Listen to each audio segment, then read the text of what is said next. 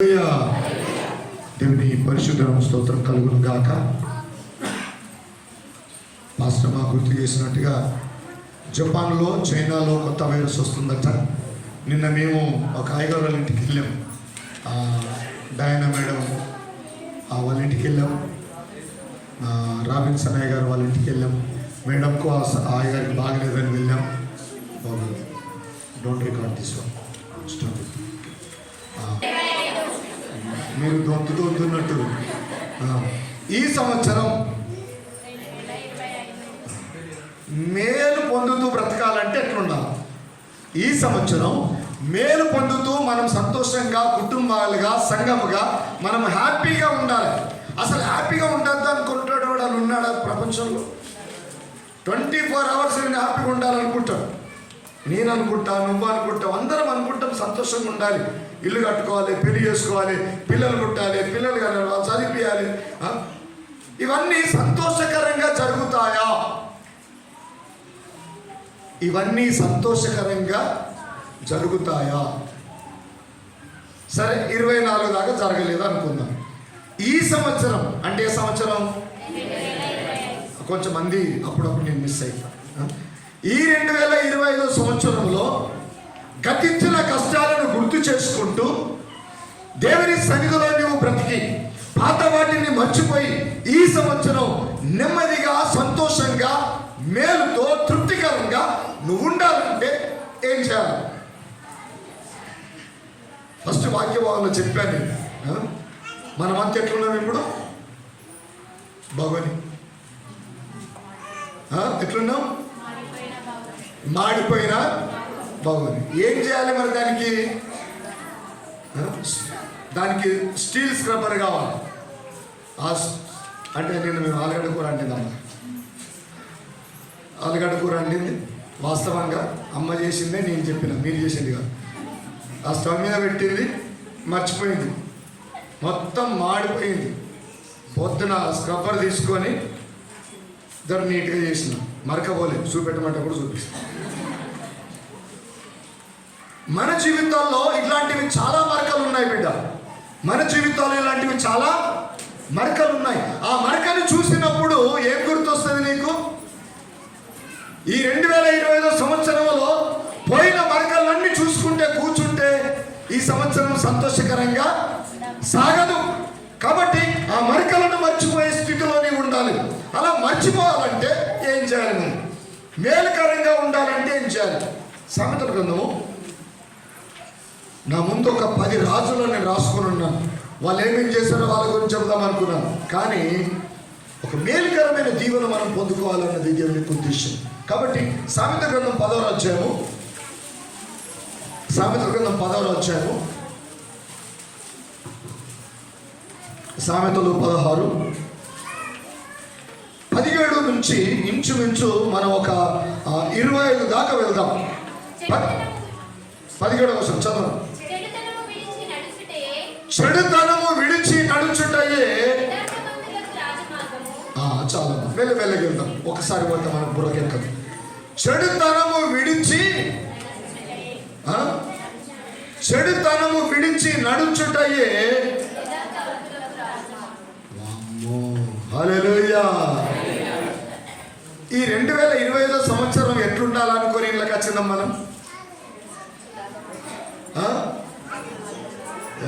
కొత్త సంవత్సరం వస్తుంది, నాకన్నీ ఆశీర్వాదాలే, నాకన్నీ రాజమార్గాలే, నా మార్గం అంతా రాజమార్గమే. రాజమార్గం ఎట్లుంటుంది తెలుసా?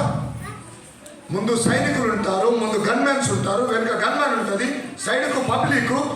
ఇదంతా రాజమార్గం. అంటే రాజకీయ నాయకులకు బాగా కలిసి వస్తుంది. కానీ ఇక్కడ ప్రతి విశ్వాసి కూడా ఒక రాజమార్గంగా ఉండాలి అని ఉంటే 2 ఉన్నాయి. ఆ వచనము చదువుతారా మళ్ళొకసారి?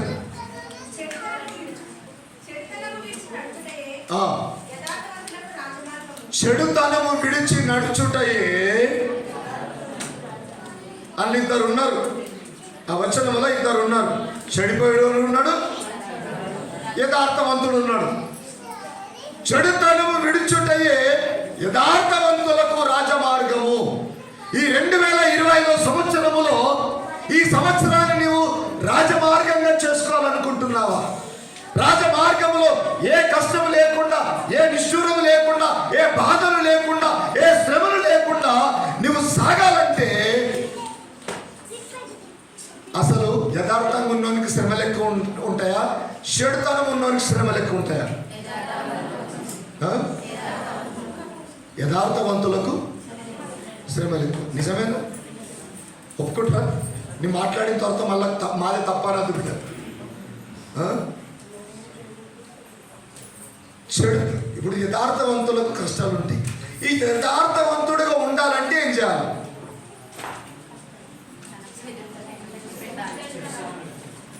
ఇప్పుడు యథార్థవంతుడిగా నువ్వు ఉండాలంటే ఏమిటి పెట్టాలి?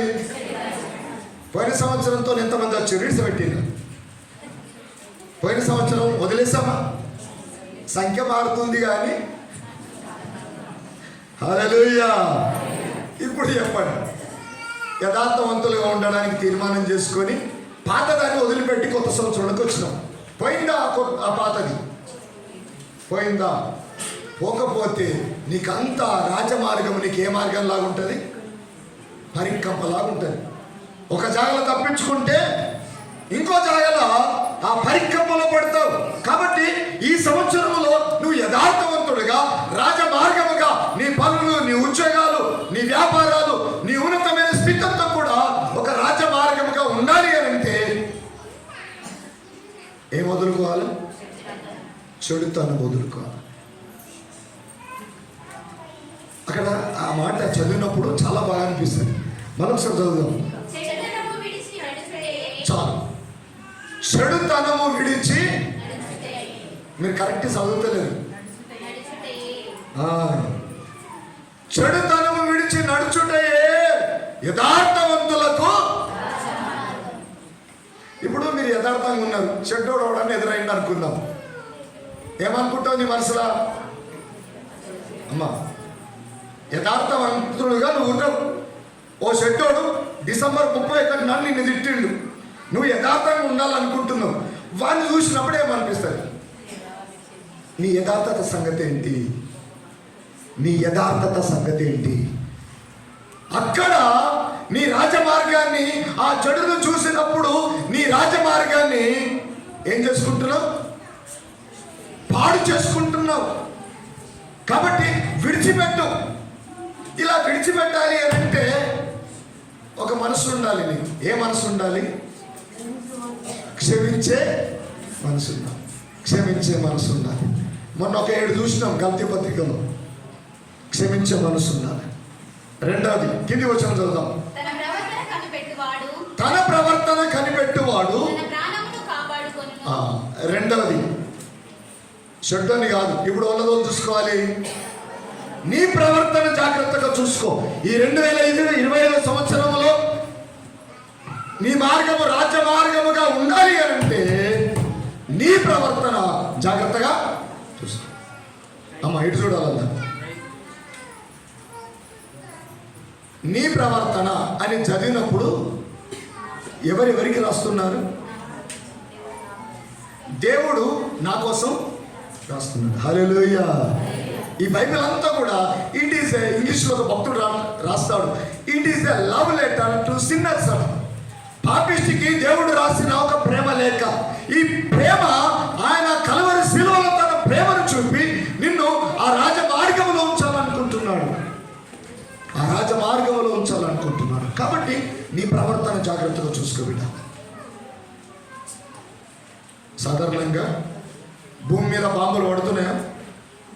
భూమి మీద బాంబులు పడుతున్నాయా? పడుతున్నాయి. భూమికి నొప్పి అవుతుందా? అయ్యో, భూమి మీద బాంబులు పడుతున్నాయి, మిజైల్స్ చేస్తున్నారు, నొప్పి అవుతుందా? అయితలేదు. పోనీ చీలిపోతుందా? చీలిపోతలేదు. ఎందుకు? భూమి అనుకుంటుందట బాంబు వచ్చినట్టుగా యేసుజోడు కూడా నువ్వు వీడికే రావాలరా అని అనుకుంటుందట. ఏసేవాడిని కూడా భూమి అనుకుంటుందట నువ్వు వీడికే రావాలి బిడ్డ, నువ్వు వీడికే రావాలి. కానీ బాబులతో రాకూడదు, కానీ ఒక యథార్థమైన రాజ్య మార్గములో నువ్వు రావాలంటాడు. కింది వచ్చిన 18 వచ్చిన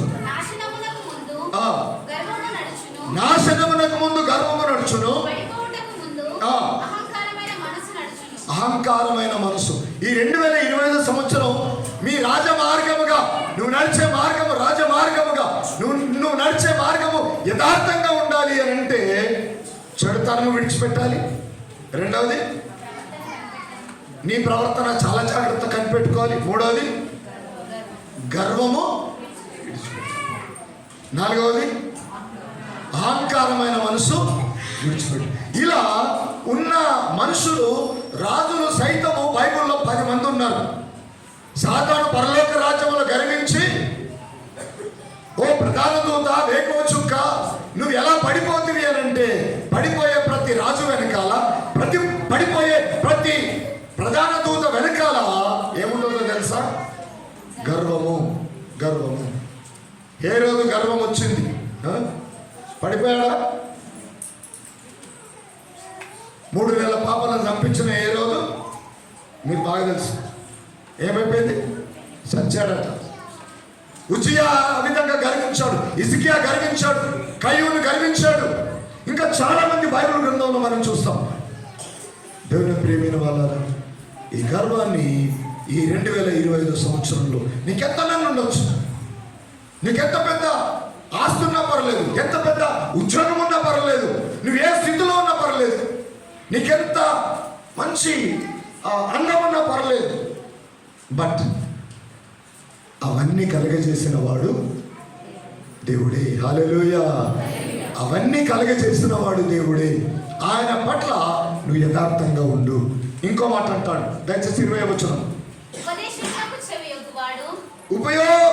ఉపదేశమునకు చెవి ఎగ్గువాడు. ఈ 2025 సంవత్సరం నీకు మేలు కలగాలంటే ఏం చేయాలి? ఉపదేశమునకు చెవి. ఒకరు నీకు ఎవరన్నా దేవుని మందిరంలో ఆరాధన చేద్దాం, దేవుని మాటలు విందాము అని ఎవరన్నా పిలిచిర్రు అనుకో, మూసుకొని చప్పుడు దాకా దేవుని మందిరానికి రా. నాకు అంత తెలుసు అనుకున్నావు అనుకో, ఏమవుతుంది? అక్కడే ఉంది. ఉపదేశమునకు చెవియొగ్గువాడు మేలు నొందుతాడు, ఉపదేశమును విసర్జించేవాడు. ఇంతకుముందు వాక్యం చూసాం 50వ కీర్తనలో, దేవుని వెనుకకు విసిరేసేవాడట, నాశనం అయిపోతారు. కాబట్టి ఇక్కడ మనం గమనించినట్టయితే ఈ 2025 సంవత్సరంలో దేవుని ఉపదేశానికి చెవియొగ్గు, నీకు మేలు కలుగుతుంది. ఇంకో మాట అంటాడు అక్కడ, యెహోవాను ఆశ్రయించువాడు. దాన్నే కొంచెం ఉల్టా చేస్తామని, సింపుల్. యెహోవాను ఆశ్రయించువాడు ధన్యుడు. ధన్యుడు అంటే దీవించబడినవాడు, ఆశీర్వదించబడినవాడు. యెహోవాను ఆశ్రయించని వాడు. కానీ దేవుడు అట, దేవుని ప్రేమిస్తే దరిద్రతలో నుండి ఐశ్వర్యంలోనికి నడిపించగలిగిన సమర్థుడు. ఎప్పుడు? నువ్వు గర్వం తగ్గించుకున్నప్పుడు, నీకున్న దానిని చూసుకొని విరవీగనప్పుడు, యథార్థంగా ఉన్నప్పుడు, రాజమార్గంలో నువ్వు నడుచున్నప్పుడు. ఒక మాట చదువుతారు, ఇర్మియా గ్రంథం 6వ అధ్యాయంలో ఒక చక్కటి మాట ఉంది. రిఫరెన్స్ నేను చెప్పాల్సిన పని లేదు, మొన్న ఎవరో చదివారు. మార్గములలో నిలిచి చూడుడి, పురాతన మార్గములను గూర్చి విచారించుడి, మేలు కలుగు మార్గం ఏది అని అడిగి అందులో నడుచుకొని చాలండి, అప్పుడు మీకు. ఇప్పుడు అమ్మాయి చూడాలన్నారు, అసలు వాళ్ళని అడుగుతుర్రా మేలు కలిగే మార్గం ఏదని? ఇప్పుడున్న ప్రజలు అడుగుతున్నారు ఎవరన్నా? ఆ మధ్య మేము కార్లో పోతున్నాం, రోడ్డు మీద బాగా ఆకులు పడ్డాయి. కొన్ని ఎండిపోయినవి ఉన్నాయి, కొన్ని పచ్చి ఉన్నాయి. కోతులు కొరకు కింద పడేస్తాయి కదా, పచ్చి ఉన్నాయి, ఎండిపోయినవి ఉన్నాయి. కారు స్పీడ్గా పోయినప్పుడు ఏ ఆకు కారణంగా పరిగెత్తుకొని వస్తుంది? రెండు ఆకులే అమ్మ, వాటిని ఏం పేరు పెడతారు? ఎవరో బ్రదర్ అన్నాడు, ఒక ఆకు ఎండిపోయిన ఆకు. ఏది ఎక్కువ స్పీడ్ ఉరుకుతుంది? అర్థమైందా? అర్థమైతే కిందికి వెళ్దాం. పురాతన మార్గములను విచారించుడి, మేలు కలుగు మార్గం ఏది అని అడిగి ఎండిపోయిన ఆకు ఎందుకు స్పీడ్గా పరిగెత్తుతుంది? కారు వెనకాల, గాలి వెనకాల, నీకు బైక్ అయినా సరే ఎందుకు పరిగెత్తుతుంది? ఇంతకుముందు ప్రసంగం చేసిన నేను, ఎండిపోయిన ఆకు అది ఎండిపోయింది. పచ్చగున్న ఆకు, ఇప్పుడు ఎండిన ఆకు, మీ భాషలో ఎండిన ఆకు, పచ్చి ఆకు. పచ్చి అంటే అర్థం ఏంటి? ఆకులో తేమ ఉంది, ఆకు బరువుగా ఉంటుంది. ఎండిన ఆకును, పచ్చగా ఉన్న ఆకును పక్క పక్కనే జోకురు, ఏది వెయిట్ ఎక్కువ వస్తుంది? దాంట్లో బరువు ఉంది కనుక ఎండిపోయిన ఆకంత స్పీడ్గా అది ఉరకదు. దయచేసి ఇక్కడ గమనించండి. గర్వం ఉంటే ఆ గాలికి కొట్టుకొని పోతాం. దీన మనసు, అదే పచ్చ ఉంటే ఆ గాలికి అది కొట్టుకొని పోతాం. దీన మనసు అనే ఆ ఫలించే ఆ చెట్టు వాళ్ళెన్ని ఉండగలిగితే ఈ 2025 సంవత్సరం ఫలిస్తావు, అభివృద్ధి పొందుతావు. హల్లెలూయా. డబ్బున్నా, అందమున్నా, ఉద్యోగం ఉన్నా, ఏదున్నా అవేవి కూడా నీ పేరు వెనకాల ఏది రాదు. కాబట్టి గర్వపడాల్సిన అవసరం లేదు. ఇంకేమంటాడు ఆ చదువు 21వ వచనం. జ్ఞాన హృదయుడు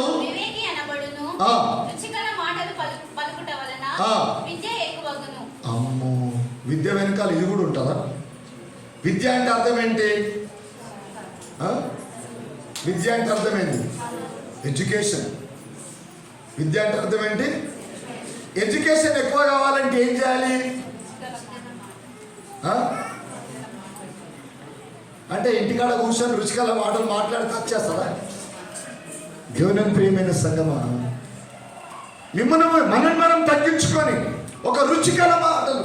ఇప్పుడు స్కూల్కి వెళ్ళామనుకో, సార్ వచ్చింది, సార్ బాగున్నా అనేటట్లుంటుంది. Sir good morning, sir good evening అంటే ఎట్లుంటుంది? అంటే గర్వపడే వానికి విద్య రాదు, వాని దగ్గర ఉన్న సమస్తం పోతుంది. కానీ దీన మనసు కలిగి కనుక తగ్గించుకోగలిగితే విద్య ఎక్కువైతుంది. చదువుకునే పిల్లలారా, మీ టీచర్ల ఏడల, మీ సార్ల ఏడల, మీ పెద్దల ఏడల, ఆ సంఘం ఏడల, లేదా తల్లిదండ్రుల ఏడల మీరు ఎట్లుండాలి? దీన మనసు కలిగి ఉండాలి. ఈ సంవత్సరం కొన్ని సంవత్సరం వాళ్ళు ఉండదు. అమ్మ, మీరు కూర్చున్న జాగలో ఎవరన్నా పెద్ద మనుషులు మీ ముందుకెళ్ళి పోతే మీ కళ్ళు ఆ ఫోన్లలో పెట్టకుండా ఏ పెద్ద మనిషి వస్తుంది, ఏ అమ్మ వస్తుంది, ఏ అక్క వస్తుంది, నిన్ను కానీ పెంచి పెద్ద చేసిన వారు నీ కంట్లో పడ్డప్పుడు కొంచెం ప్రైజ్లాడని లేచి నిలబడి బిడ్డ, నువ్వు బాగుపడతావు. హల్లెలూయా. పెద్దలను గౌరవించడం నేర్చుకోండి. ఈ సంవత్సరంలో ఒక ఉన్నతమైన మేలు మీ జీవితాల్లో దేవుడు కలుగజేస్తాడు. అదే అంటాడు అక్కడ, రుచికల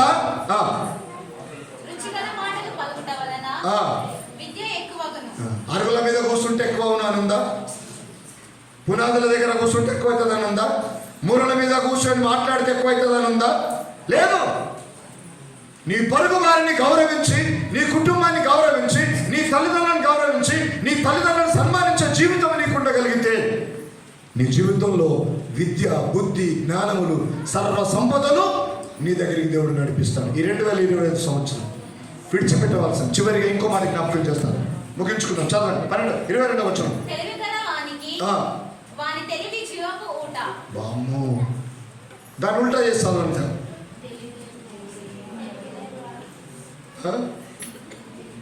అయ్యో, అర్థం కాలే. 22. తెలివి గల వానికి వాని తెలివి, తెలివి లేని వానికి వాని తెలివి మరణపు ఊట. జీవం అంటే జీవించడం, మరణము ఊట. కాబట్టి ఈ సంవత్సరం తెలివి కలిగి, జ్ఞానము కలిగి, భయము, భక్తి కలిగి ఈ సంవత్సరాన్ని మనం సంతోషంగా దేవుని సన్నిధిలో మనం ముందుకు సాగునట్లుగా మనం సిద్ధపడదాం. ఇంకో మాట జ్ఞాపకం చేస్తాం. రెండవది, మూడులకు, మూడు అంటే అర్థం కాకపోవచ్చు. మొండోనికి ఆయన మొండితనమే ఆయనకి శిక్ష. మొండిగా ఉండదు, దేవునందుకు తగ్గించుకొని జీవించు. ఈ సంవత్సరం ఒక గొప్ప ఫలితం చూస్తాం. ఇంకో మాట అంటాడు, జ్ఞానుని హృదయము, జ్ఞానుని హృదయము వారి నోటికి వాని పెదవులకు విద్య. జ్ఞానం ఉంటే ఎందుకు ఫెయిల్ అవుతావు బిడ్డ? జ్ఞానం కలిగి ఉంటే ఎందుకు ఫెయిల్ అవుతావు? జ్ఞానము కలిగిన వానికి వాని విద్య విస్తరించును. చదువుతాడు అంటే తెలుగు భాషలో ఒక మాట ఉంది, ఎద్దున్నోనికి బుద్ధి ఉండదట, బుద్ధి ఉన్నోనికి చదివియాలని బాగా ఆశ ఉంటుంది, డబ్బు మస్తుగా ఉంటుంది. పండిత పుత్ర పరమసుంటలా ఉంటారు కొంతమంది. ఇప్పుడు పండిత పుత్ర అంటే టీచర్లే ఉంటారు, అయ్యవ టీచర్లే, కానీ ఇంకో స్కూల్కి పంపుతారు బిడ్డ. ఎందుకో తెలుసా? ఇంటర్ వైద్యము ఇంటి పనికిరాదు. మీ ఇంట్లో డాక్టర్ ఉన్నా, వాడు సూపర్ స్పెషాలిటీ డాక్టర్ అయినా 1000 రూపాయలు ఫీజు కడితే కానీ నీ రోగం పోదు. ఉత్త పారాసెటమాల్ నీ కొడుకు రాసిస్తే పోతుందా? కాబట్టి దేవుని యందు భయము భక్తి కలిగి రుచికల మాటలు పలుకుట వలన, నీ పెద్దలను సన్మానించడం వలన, నీ పెద్దలను గౌరవించడం వలన బిడ్డ విద్య ఎక్కువ అవుతుంది, నీ జ్ఞానం ఎక్కువ అవుతుంది. చాలా సందర్భాల్లో పోయిన సంవత్సరం విన్నా నేను కొంతమంది వాళ్ళ, అయ్యగారు మన పిల్లలు చాలా డెవలప్ అయిపోయారు. దేంట్లో? ముంగటికెళ్ళి పెద్ద మనిషి పోయినా కాలు మీద కాలేసుకొని ఫోన్లలో మొక్కలు పెట్టుకుని కూర్చుంటారు. అయ్యగారు ఏ ఒక్కరికన్నా చిన్న మర్యాద, చిన్న పెద్ద తేడా. ఈ సంవత్సరం కనుక మీరు అలా చేశారు అనుకోండి, దేవుని ప్రేమ నేను అనను, కానీ ఆ వాక్యంలో దేవుడు అంటున్నాడు, బిడ్డ చాలా జాగ్రత్తగా నీ ముందు అనుభవజ్ఞులు, పెద్దోళ్ళు, తల్లి అయినా చెల్లి అయినా అన్న అయినా పెద్ద మనుషులైనా ఎవరన్నా వెళ్తే దయచేసి, అప్పుడప్పుడు మేమే వస్తాం కార్లో, అటు వచ్చినప్పుడు అయ్యో కొట్టి పడేసినట్టుగా యవనస్తులారా మీ భవిష్యత్తు కట్టుకోండి. మీరు చదువుకున్న దినాల్లో మాకు ఇలా చెప్పేవాడు ఎవడు లేడు. కాబట్టి ఈరోజు దేవుడు అవకాశం మీకు ఇచ్చాడు. నీ విద్య ఎక్కువ కావాలి అని అంటే రుచికరమైన మాటలు పలుకు. నీ విద్య ఎక్కువ కావాలి, భవిష్యత్తులో ఈ 2025 సంవత్సరంలో ఒక ఉన్నతమైన స్థితిలో నేనుండాలి ప్రభా అనుకునే మనసు నీకుంటే నీ తల్లిదండ్రులను గౌరవించు, నీ తల్లిదండ్రులను సన్మానించు. అమ్మా పిల్లలారా ఒక్కటి చెప్తున్నా వినండి, నా సొంతగా చెప్పట్లేదు, దేవుడు చెప్పే మాటలు. ఏమంటాడు అని అంటే, నీ తల్లిదండ్రులను ఎట్టి పరిస్థితులలో దుఃఖ పెట్టద్దు. సామెతల గ్రంథంలో ఉంది, తల్లిదండ్రులను దూషించిన వాని దీపము ఆరిపోవడానికి కాదు దేవుడు మనకిచ్చే విద్య, చేసుకోవడానికి కాదు దేవుడు మనకిచ్చిన ఈ భక్తి విశ్వాసం. కాబట్టి క్షమాపణ వేడుకొని తల్లిదండ్రులను సన్మానించి దేవునితో సాహసం కలిగి ఈ 2025 సంవత్సరం ఒక ఉన్నతమైన స్థితిలో మనం ఉండునట్లుగా, మన పిల్లలు ఉండునట్లుగా ఆ బాటలు జీవపు ఊటలు మనం వేసుకుందాం. దేవుడు అలాంటి కృప మనకు దయచేసినట్లుగా మనం ముందుకు సాగుదాం. చివరికి ఇంకో వచనాన్ని జ్ఞాపకం చేస్తాం. కింది వచనం చదవండి. తెలివి గల వానికి వాని తెలివి జీవపు ఊట, మూడులకు వారి మూఢత్వమే శిక్ష. జ్ఞానుని హృదయము వారి నోటికి తెలివి కలిగించును, వాని పెదవులకు విద్య విస్తరింపచేయును. ఇంపైన మాటలు తేనెపట్టు వంటివి, అవి ప్రాణమునకు.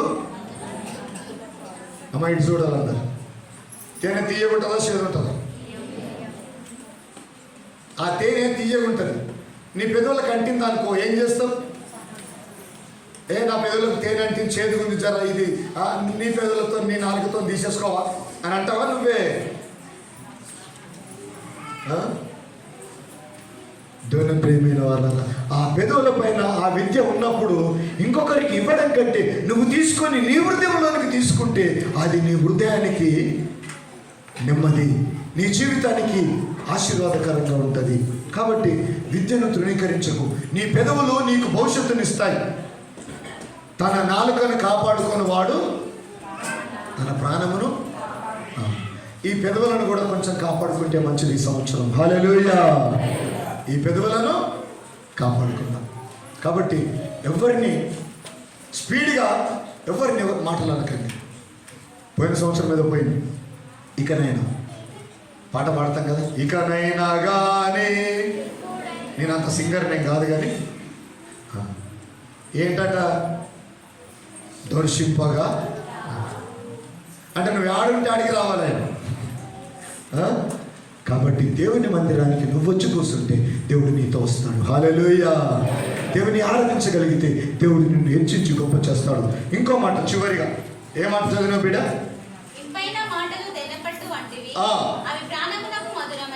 ఇంపైన మాటలు మాట్లాడు నీ తల్లిదండ్రులతో ఇంట్లో కూర్చున్నప్పుడు. మొన్న ఈ క్రిస్మస్కు ముందు, క్రిస్మస్ అయిపోయిన తర్వాత జేమ్స్ ఉండే కదా ఇంట్లో. ఇక నా ఫ్రెండ్స్కు నేను విషెస్ పెట్టడం ఫోన్లలో, వాని ఫ్రెండ్స్కు వాన్ ఫోన్ పెట్టడం. నేను అనుకుంటా బహుశా మీ ఇండ్లల్లో మీరు విషయం చెప్పుకున్నారా? Daddy happy New Year, mummy happy New Year, happy Christmas అని చెప్పుకున్నామా? ఎంతమంది చెప్తారు? ఆ రోజు 31st night happy New year అని మేమందరం కలిసి కూర్చొని హ్యాపీ న్యూ ఇయర్ చెప్పుకున్నాం. తర్వాత ఈ ఓల ఫ్రెండ్స్ ఏడాడు కూర్చుంటారు. నో, కొంతమంది అవుతారు, అయ్యా నేను మా మమ్మీకి చెప్పలేదు. కొందరు ముఖాలు చూస్తుంటే సైకాలజీ అర్థమైపోయింది. వాళ్ళకేందంట 24 గంటలు వాళ్ళతోనే ఉండబడుతుంది. ఓళ్ళకి చెప్పిన వాళ్ళకి చెప్పినట్టే కదా. నో, దేవాది దేవుడు మనకు మేలు చేస్తున్నాడు బిడ్డ. ఈ 2020 సంవత్సరంలో ఒక ఉన్నతమైన స్థితిలో మనం ఉండనట్లుగా చెడుని విసర్జించుకొని నమ్మకంగా దేవుని యొక్క భయభక్తి కలిగి మనం ముందుకు సాగడం, అట్టి కృప, అట్టి ఆశీర్వాదం, అట్టి దీవెన మనకు దేవుడు కలుగజేయనట్లుగా ప్రార్థన చేసుకుందాం. దేవుడి మాటలు దీవించునుగాక. ఆమేన్. అందరూ మోకరించి తలలు ఉంచినట్లయితే ప్రార్థన చేసుకుందాం. ఒక్కసారి మనల్ని మనం పరీక్షించుకుందాం బిడ్డ. ఒక్కసారి మనల్ని మనం పరీక్షించుకుందాం. దేవుని సన్నిధానంలో నీవు ఉంటున్నావా? దేవునితో సామస్యము కలిగి దేవుని మందిర ఆవరణంలో నీకెంత ఆస్తి ఉన్నా బిడ్డ, చెడుతనము విసర్జించు. దేవుడు దీవించి గొప్ప చేస్తాడు. హల్లెలూయా. స్తోత్రం, స్తోత్రం. పరిశుద్ధుడా, ప్రేమమయుడైన దేవా, తెలివి జ్ఞానములు, బుద్ధి జ్ఞానములు మాకు అనుగ్రహించు. మాలో ఉన్న గర్వమునైనా వదిలేసుకునే మనసు మాకు దయచేయి. రుచికల మాటలు మాట్లాడినట్లుగా, దాని వలన మా యథార్థత అభివృద్ధి చెందినట్లుగా, మా విద్య అభివృద్ధి చెందినట్లుగా సొలొమోను మహారాజు అక్కడున్న ప్రజలతో మాట్లాడిన మాటలు, దేవా ఈరోజు మీరు మాతో మాట్లాడిన మాటలు మా జీవితాల్లో నీటికట్టి పరిగణించండి. హల్లెలూయా. స్తోత్రం, స్తోత్రం. ఒకసారి మనం పరీక్షించుకుందాం. ప్రభు బలులో పాల్గొంటున్న నీవు ఈ నూతన సంవత్సరములో నువ్వు దేవునితో నడవాలి. చెడుని విసర్జించాలి, గర్వాన్ని విసర్జించాలి, పొగరుని విసర్జించాలి. పరిమాణాలన్నీ కూడా వేరుకలకు మార్గం ఏదని అడిగి అందులో నడుచుకున్నట్లుగా మమ్మల్ని సరిచేసి ఈ సంవత్సరం అంతా దీవెనతో నింపుమని, మమ్మల్ని క్షమించమని, సరి చేసుకోవడానికి సమయం దయచేయమని, పాల్పొందుతున్న బిడ్డలందరినీ మీరు ఆశీర్వదించమని యేసు నామమున అడిగి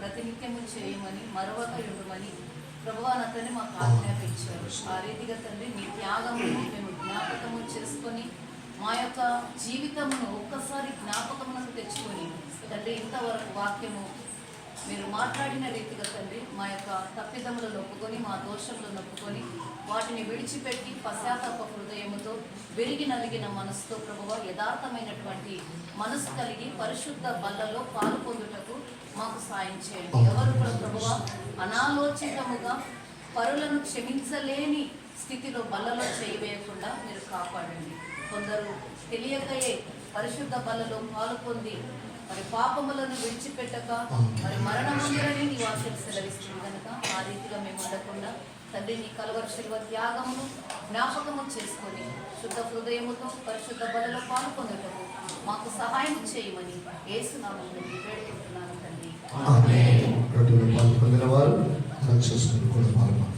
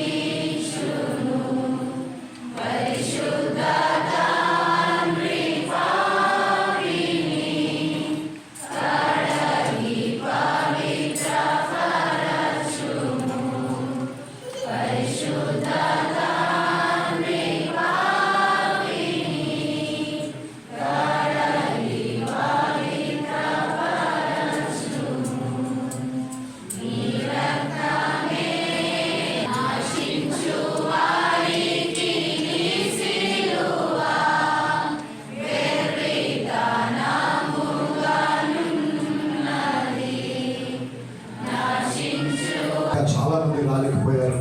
ఆ బిడ్డలు కూడా క్షమించి రానున్న దినాల్లో నీ యొక్క భయం భక్తి కలిగినట్లుగా కూడి వచ్చిన సంఘం అంతా మీరు ఆస్వాదించమని ఏ స్నామాన్ని వేడుకుంటున్నాం తండ్రి.